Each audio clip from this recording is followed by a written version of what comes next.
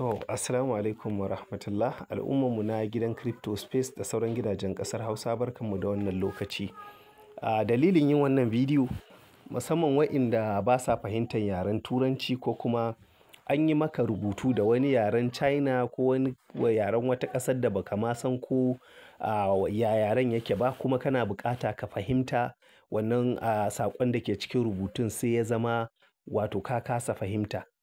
To lallai babu shakka za ka ɗauki wannan rubutu sai ka je ka kai shi sai ka yi copy. Yanzu kun ga gashin na danna copy nan sama.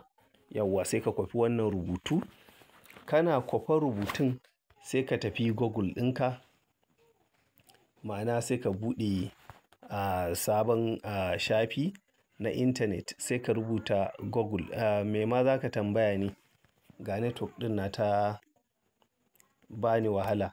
Yauwa to sai ka yi typing, sai ka rubuta, sai ka ce Google Translator. Ya abin yake ne? Sai ka rubuta Google Translator.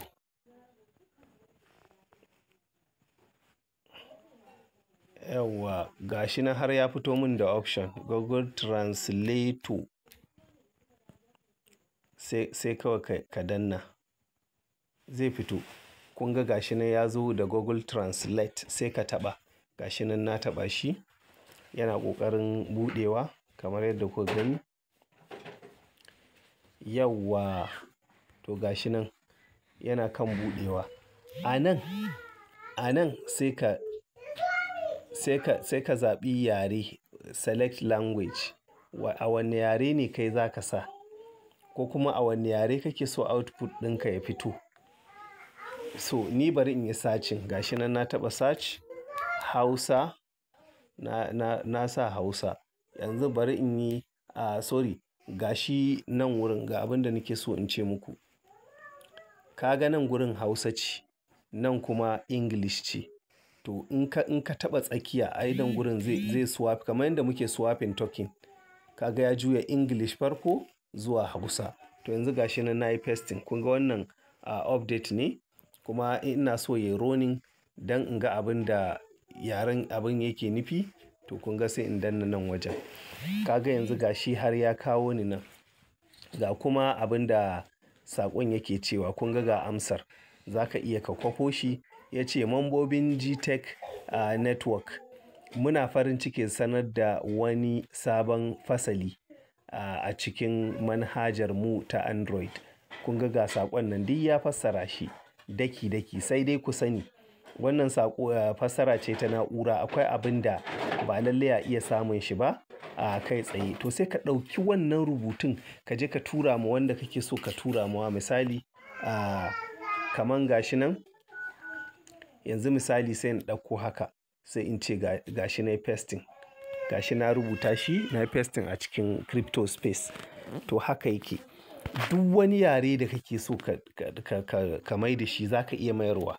Yanzu zan iya komawa in ce to yanzu wannan rubutun da nake ɗauke da shi ya mayar min da shi Chinese. Yanzu gashi sai in ce to daga wanne yare bari in zaɓa. Bari in yi haka, bari in yi swapping. Ba wannan ba, swap. Daga Hausa nan kuma bari in zaɓi yaren da nake so. Ƙila to Chinese nake so. Daga Hausa zan iya mai da shi Chinese. Ina ma yaren Chanawa. To gashi nan Chinese simplified. To yanzu ka gani ko? Kun ga ya mai da shi rubutun Chinese. Haka idan rubutun Chinese ɗin ka ɗauko ka zo ka yi pasting kamar kuna fira da ɗan China, za ka iya ɗauko rubutun da ya maka ka yi pasting a nan gurin sai ka fahimce shi da Hausa. Sai kai ma ka ƙara rubuta da Hausa a nan ka mai da shi zuwa yaren da zai fahimta sai ka kwafa ka tura mishi. Haka ba sai lalle kana jin yaren mutum ba, za ku yi communicating yanzu ta WhatsApp da sauransu. To wannan dai shi ne.